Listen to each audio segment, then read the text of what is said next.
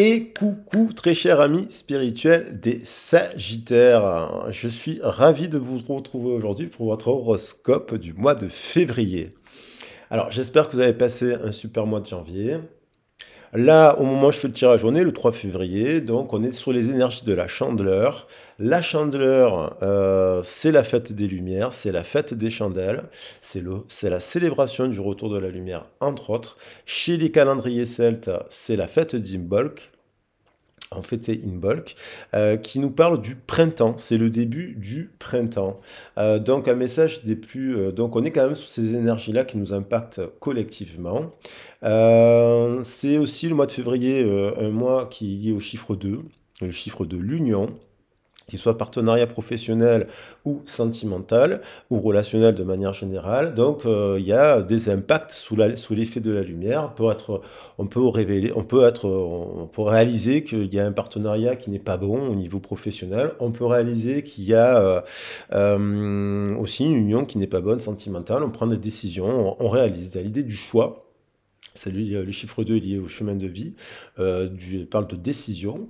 Voilà, il y a peut-être des secrets avec la papesse, mais la papesse, ça nous parle aussi d'union. Donc on est quand même sous ces énergies, et aussi sur l'énergie du Verseau, que je fais tous les mois. Je tiens à préciser que chaque fois que je fais un message de la constellation dans laquelle on est, ça concerne tout le monde.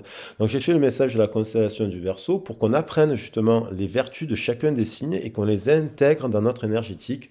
Je vous rappelle, vous n'êtes pas qu'un signe, vous n'êtes pas qu'un chemin de vie, vous pouvez apprendre, vous n'êtes pas qu'un continent, il y a 5 continents, vous n'êtes pas qu'un livre sacré, il y a plein de livres sacrés, il y a plein de choses à apprendre, il y a la psychologie, il y a l'anthropologie, il y a l'histoire des religions. Et c'est ce qui permet de travailler sur son développement personnel.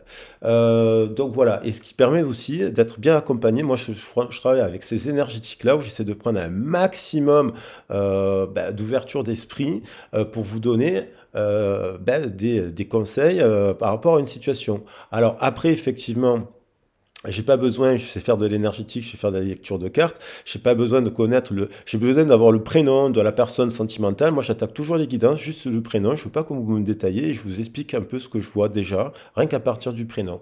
Pareil pour la communication animale, j'ai besoin du prénom et de la photo et je vais vous dire, voilà ce que me disent les animaux. Voilà, ils me disent ça, et voilà, sur vous, sur ça, sur ce qui leur arrive dans leur quotidien et compagnie.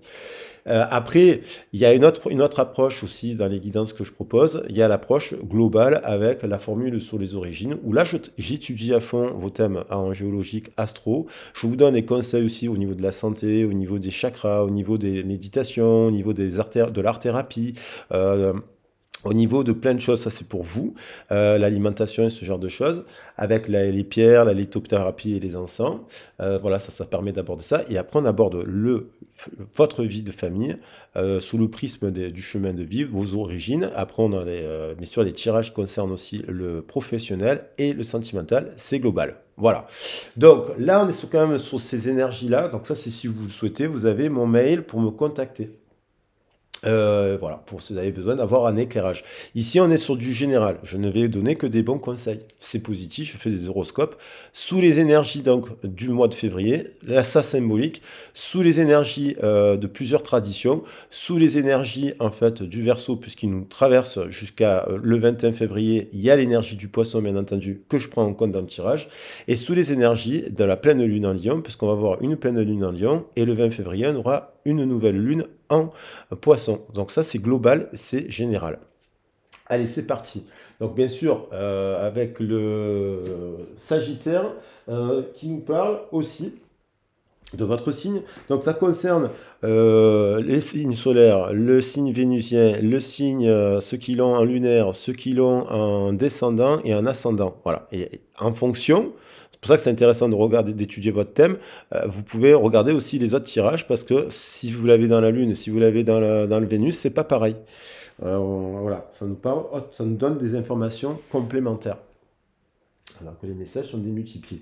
Alors, je vais prendre, on va dire, des forces générales pour voir ce qui nous influence ce mois-ci, les Sagittaires. Force générale. Avec les portes de l'intuition. On a une bonne nouvelle. Ça commence bien. Donc, en vous réjouissant du bonheur des succès d'autrui, ils rejaillissent sur vous naturellement. C'est-à-dire que la paix, donc il y a peut-être des communications qui arrivent. Peut-être que justement, vous êtes dans une situation où vous favorisez la paix, vous aussi. Peut-être que vous n'avez pas vu justement jusqu'à présent des bonnes nouvelles, alors que vous êtes quelqu'un qui vous réjouissez des succès d'autrui, vous les encouragez, vous leur donnez des messages, vous leur délivrez des messages, des conseils, soit relationnels, sentimentaux, amoureux, là. Et là, il y a l'idée peut-être de récolter des bonnes nouvelles aussi ce mois-ci. Il y a l'idée de la santé. Il y a l'idée de quelque chose qui prend de fébrile, qui se met de naissance. Le poulet nous parle de liberté, bien entendu. C'est le cheval totem, nous parle de liberté. Mais il y a l'idée de vos efforts vous guident dans le passage vers la nouveauté. Donc il y a l'idée que il y a des sagittaires qui se redressent peut-être sentimentalement, il y a des qui s'ouvrent à une nouvelle rencontre, il y a à une nouvelle idylle, parce qu'après avoir traversé une épreuve qui les a fragilisés sentimentalement parlant, il y a l'idée de se relever aussi, de se redresser financièrement, de se redresser professionnellement, il y a l'idée voilà, mais c'est fragile, mais vous tenez debout sur vos quatre pattes, et il y a l'idée de recevoir quand même, après la tempête, la fluidité et aussi des bonnes nouvelles. Donc ça, des bonnes nouvelles arrivent. Croyez-le. Et puis, bien sûr, les bonnes nouvelles, c'est aussi mettre des actions pour créer les bonnes nouvelles. Quand on agit dans la matière, pour réaliser un souhait, on se donne les moyens pour récolter la bonne nouvelle. Ça peut être la bonne nouvelle pour une formation, où il faut constituer un dossier. Pour un emploi, il faut postuler. Voyez, donc il faut démultiplier des fois les lettres pour avoir la bonne nouvelle aussi professionnelle. La bonne nouvelle aussi, c'est la bonne rencontre. Si vous êtes célibataire, c'est revoir votre mode de fonctionnement de rencontre pour voir si vous arrivez à être dans un endroit où il y a des bonnes personnes aussi. Vous voyez? Donc ça, il faut étudier, ça c'est au niveau individuel. Il faut regarder cela d'un point de vue individuel. Quel type d'action vous mettez dans la matière pour attirer les bonnes nouvelles. On a la libération d'une féminine solaire, laissez briller votre féminin solaire, sa puissance éliminera votre existence. Il y a l'idée de se libérer. Hein. Donc le féminin a été sacrifié dans beaucoup de traditions. Hein. On a caché ce féminin, on a interdit au féminin de se manifester, que ce soit dans les hommes ou dans les femmes. Hein. En énergétique, il y a eu un déséquilibre. Donc il y a l'idée de jugement vain. Le jugement, dans une union, il y a une renaissance. Ça peut être une bonne nouvelle par rapport à une union, donc un partenariat. Donc ça concerne les partenariats. Et on a la force des rituels. Donc 2 et 4, 6.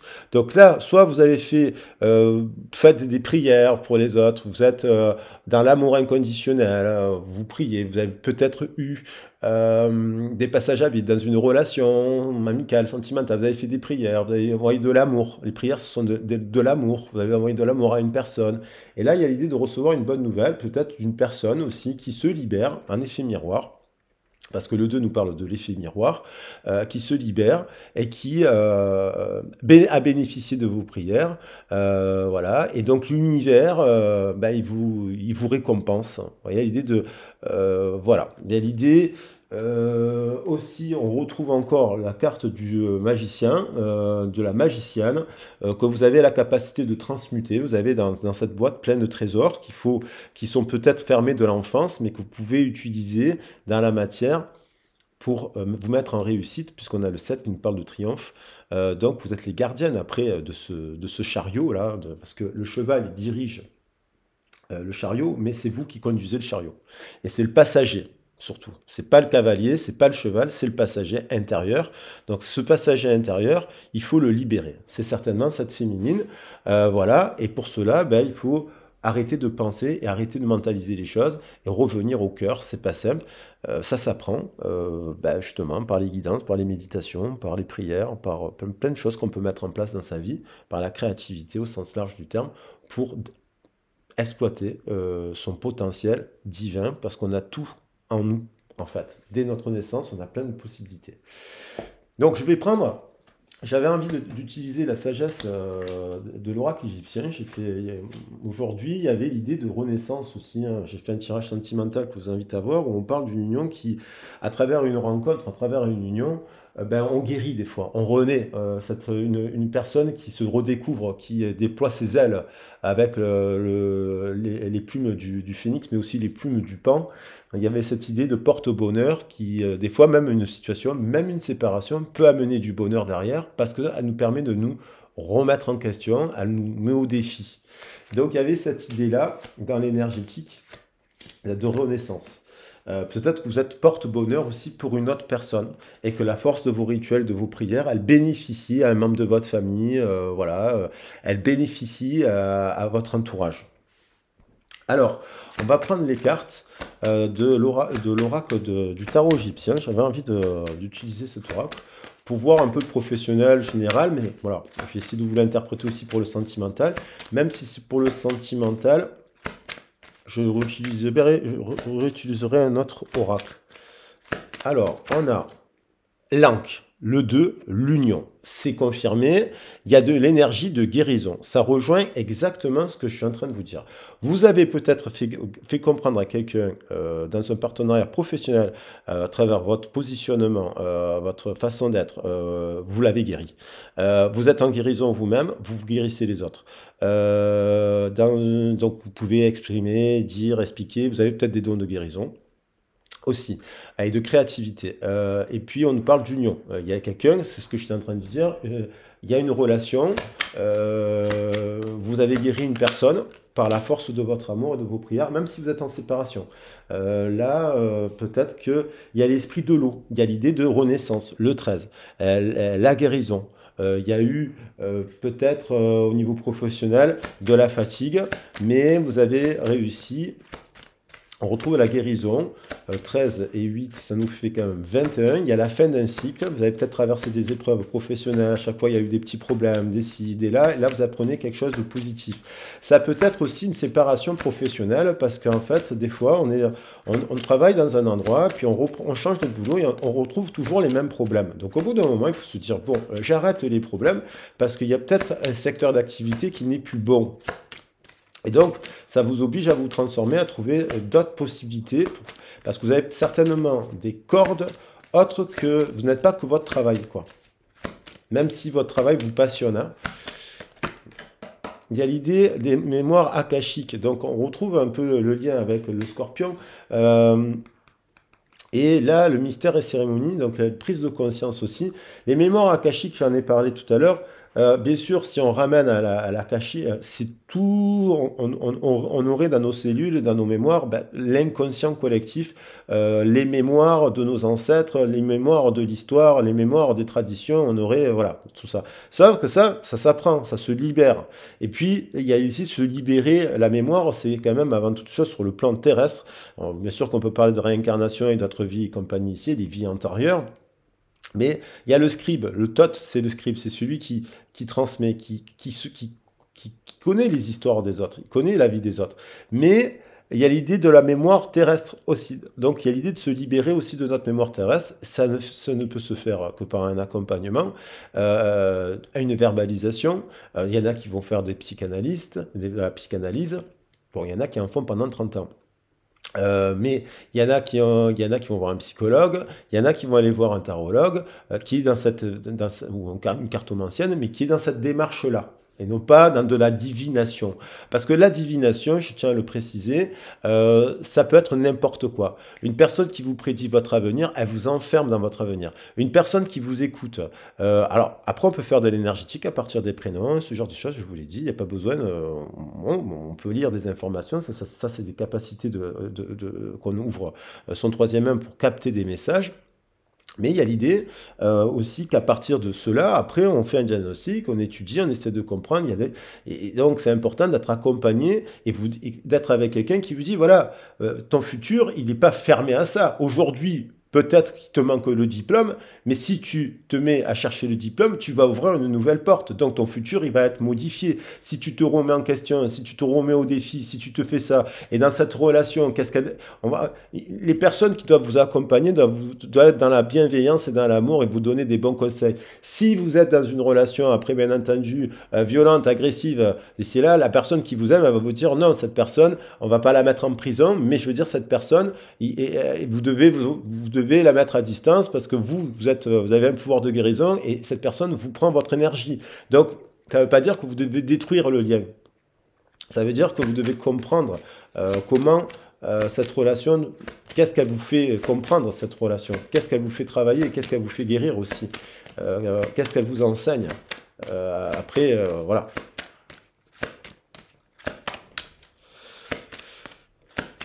Et après, le futur, on le construit. Le futur, c'est de la construction. C'est des cailloux qu'on jette dans l'eau. Je le répète, mais ça s'apprend. On peut créer des choses. La sagesse silencieuse. Vous voyez, donc il y a l'idée de se mettre en retrait aussi. Hein. La sagesse silencieuse, ça veut dire le silence. Des fois, on se met en introspection, on se met dans le temple, on va à l'écoute de son cœur, on se met en retrait d'une situation professionnelle, on se met en pause, on se met en retrait d'une relation sentimentale, on se met en pause. Des fois, c'est bien d'être célibataire aussi pour travailler sur soi, se valoriser, travailler son estime, se mettre en activité, se mettre au défi, se mettre en création, se faire aider, et être accompagné, quels que soient les secteurs d'activité, pour justement trouver les solutions et être dans la guérison. Le 41 nous parlant aussi de cela. À l'inverse, ça nous renvoie à la tempérance. Et là, il y a l'idée d'un nouveau cycle qui se met en place parce que 85, c'est communication au niveau du cœur. Voilà. Et des fois, il faut accepter aussi le silence de l'autre parce que quand vous êtes les Sagittaires, fonctionnez avec le cœur. Et c'est très bien. Mais il y a l'idée de... Vous êtes aussi à la planète Jupiter, vous êtes des philanthropes, vous êtes des humanistes, vous faites preuve de liberté, mais vous êtes aussi innovant, original. L'esprit de l'air, communication, on retrouve 18. Il faut parler, il y a des choses à verbaliser de son passé, il y a des choses à verbaliser de la mer. Parce qu'on a l'esprit de l'air, on a un M7, on a le 18, c'est la mer universelle. Donc, parlez de ça. Parler de ceux qui peut être enfermés dans cette petite capsule. 9 et 11, ça nous fait 20. Donc il y a l'idée de renaissance, il y a l'idée de prendre des décisions et on retrouve le 2, hein, amplifié par le 2, par le prisme de l'origine. Donc nos unions, elles sont parfois dirigées par notre passé. Et donc, il n'y a que l'instant présent. Le passé, s'il nous dirige, il nous fait faire des mauvais choix. Donc notre futur, il dépend aussi de notre compréhension de nos clés du passé. Bon, après, c'est pour ça que c'est intéressant d'avoir des notions en psychologie, lacanienne, freudienne, jungienne, de connaître un peu l'histoire des religions, l'histoire de tout ça, sans forcément être un expert hein, ou une experte de cela, mais ça permet d'avoir des clés de compréhension pour nous connaître et prendre des décisions éclairées dans notre vie. Et à partir de là, on a un peu plus de maîtrise, on devient créateur. On a le pouvoir, hein, on a un troisième œil. La glande, c'est aussi symbole de la glande pinéale, le troisième œil. Hein. Les scientifiques ont étudié cette glande pinéale et ils ont vu que la glande pinéale avait les mêmes vertus qu'un œil, la cornée, les capteurs, de choses. Donc, cette ouverture du troisième œil, vous voyez, il y a une prise de conscience. Hein, comment on libère avec ce 3, le céleste, le triangle, père, mère, enfant. Et on libère quelque chose, on a des clés de compréhension et on devient créateur et créatif dans sa vie. Et là, on dirait que c'est un peu bloqué. Donc, il y a des techniques pour cela, il y a des techniques, notamment avec l'étude des chakras, les méditations, à débloquer. Et ça s'apprend. Voilà. Il y a des personnes qui vont voir des psychanalystes, et puis il y a des personnes qui vont voir des énergéticiens, qui ont d'autres approches complémentaires. Je ne dis pas qu'ils sont meilleurs, ils sont complémentaires à cela. Et on a la fertilité et encore la création, un cycle. Donc là, Mine renvoie le côté un peu, ouais, Mine, c'est le créateur, c'est celui qui fertilise, et c'est celui qui crée, crée en conscience, il plante les graines. Et là, on va pouvoir planter des graines. Là. La terre s'étant reposée, on va pouvoir planter de nouvelles graines. Il faut que ces graines soient bonnes.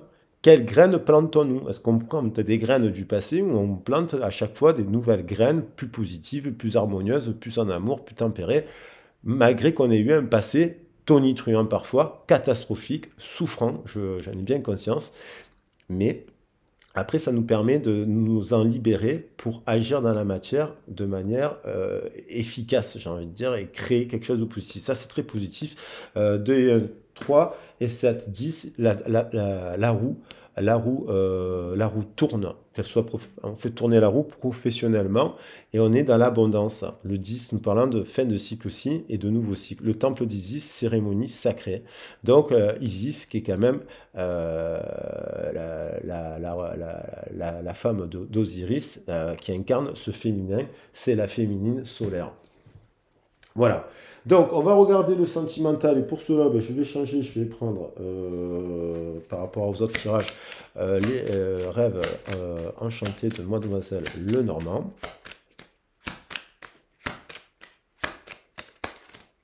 On a la lune, on a l'influence du passé, de la mer. Donc, à la pleine lune aussi, il y a l'énergie de guérison. Quand il y a des pleines lunes, on peut se servir aussi, nouvelle lune, pleine lune, on peut toujours se servir du côté positif. On peut toujours basculer. Quand on est en conscience, on se sert de toutes les pleines lunes, peuvent nous permettre de nous éveiller, de comprendre des choses, des symboles, et mettre à profit cela. Dans une union, il y a une union du passé qui est la clé, elle se trouve dans le passé de la relation à la mère. Des fois, la mère, malheureusement, elle a été, des fois, une mère vous abandonne, ça arrive. Il y a plein d'enfants qui ont été abandonnés et pour différentes raisons, abandonner une mère peut abandonner son enfant parce que elle n'a pas d'argent, elle n'est pas en sécurité, voilà. Il y a des mamans qui malheureusement ont été victimes de viol aussi, donc voilà, il y a tout ça. Il y a aussi des mamans qui décèdent jeunes. Il y a aussi des mamans qui ont eu des souffrances qu'elles n'ont pas pu verbaliser parce qu'elles n'avaient pas accès, ben, comme nous, à Internet, les guidances, ce genre de choses. Voilà, donc aujourd'hui, il y a l'idée de 5 et 8, 13 de renaître de cela. On a la capacité de créer, de guérir de cela, ah ben, justement, en étant accompagné. 13 et 2, 15, de libérer la passion, l'estime. Il y a eu de la violence, hein. Ça peut être quelque chose de violent, ça. Et donc, c'est important d'en parler. Et 16, il y a une prise de conscience aussi. Parce que j'ai le 1 au-dessus, ça nous fait 16, il y a une prise de conscience. Il y a quelqu'un qui prend conscience, ou si ça peut être quelqu'un d'autre que vous, qui prend conscience aussi de sa part de responsabilité. Il y a l'union, le désir d'un rendez-vous. Il y a quelqu'un qui, pendant la pleine lune aussi, pendant la pleine lune, vous pouvez recevoir d'un coup une invitation.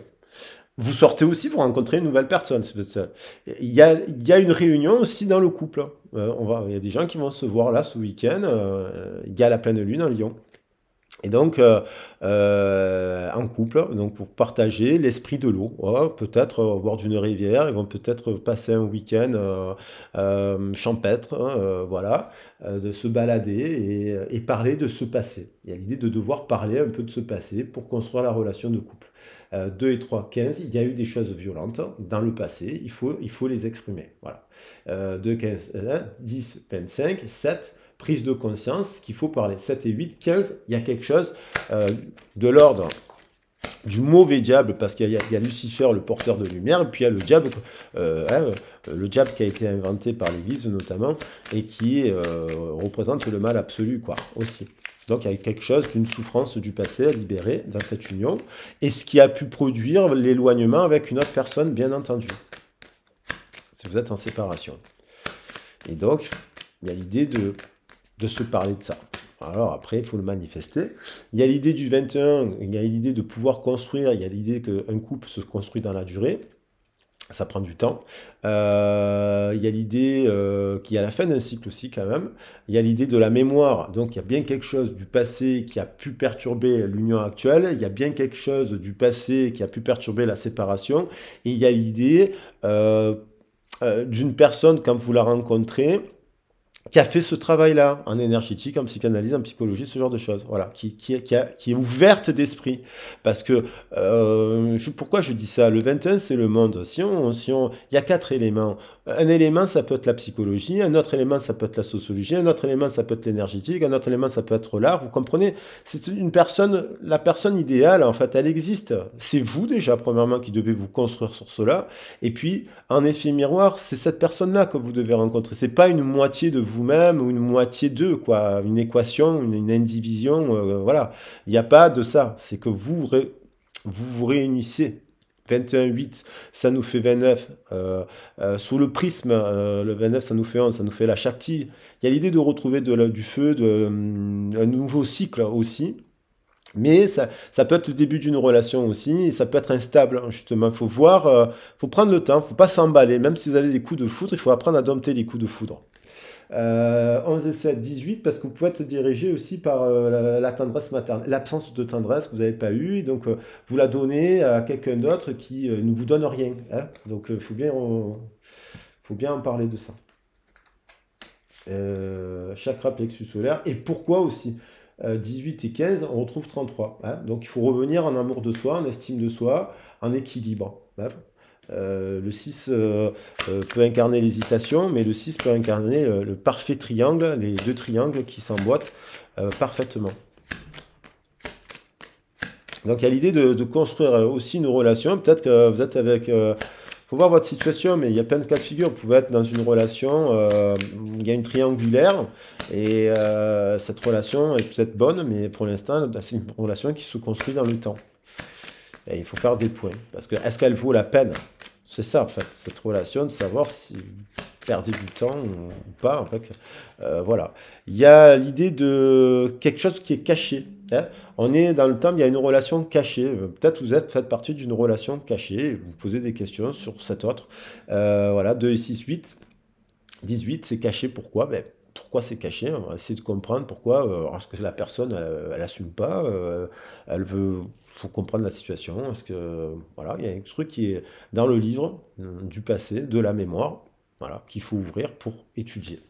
Alors après, les histoires peuvent être, il faut faire du cas par cas parce que les histoires, elles sont, il y a tellement d'histoires qu'il y a 7 milliards de livres en fait.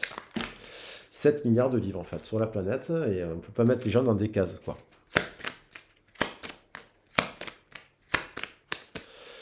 Il y en a deux.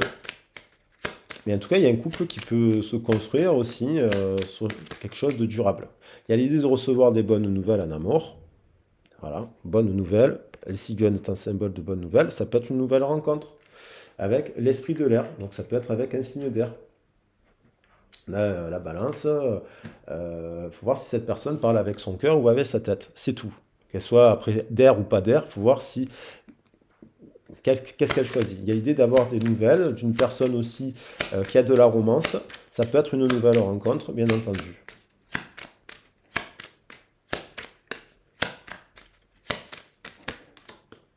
Les peurs de l'enfance. Donc il faut parler de ça. Il y a eu des peurs dans l'enfance, c'est ancré, il y a eu de la brûlure.